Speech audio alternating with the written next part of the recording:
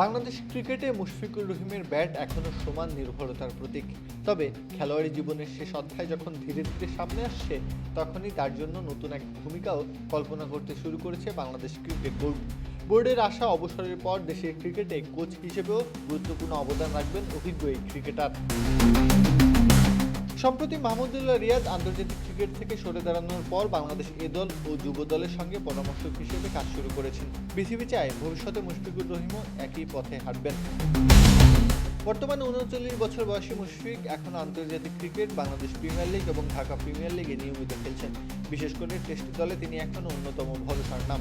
তবে তার অবসর যে সন্নিকটে সেটিও উপলব্ধি করেছে বোর্ড। বিসিবি সহসভাপতি ফাহিম সিনহা জানিয়েছেন, দেশের হয়ে দীর্ঘদিন আন্তর্জাতিক ক্রিকেট খেলা মুশফিক ও মাহমুদুল্লাহর অভিজ্ঞতা পরবর্তী প্রজন্মের কাছে পৌঁছে দেওয়া বোর্ডের দায়িত্ব।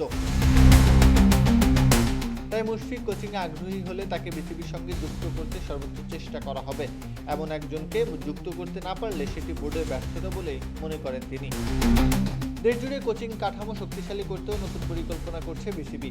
মোহাম্মদ সালাউদ্দিন, মিজানুর রহমান বাবুল ও সোহেল ইসলামকে নিয়ে ৩ সদস্যের একটি কারিগরি কমিটি নতুন কি পারফরমেন্স ইন্ডিকেটর ব্যবস্থার মাধ্যমে জেলা, বিভাগীয় ও কেন্দ্রীয় কোচদের মূল্যায়ন করবে।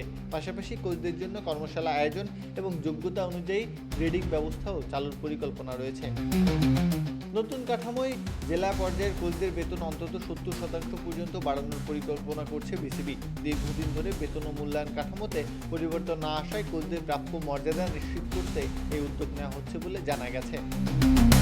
প্রত্যহ কাব্য, খেলা ৭১।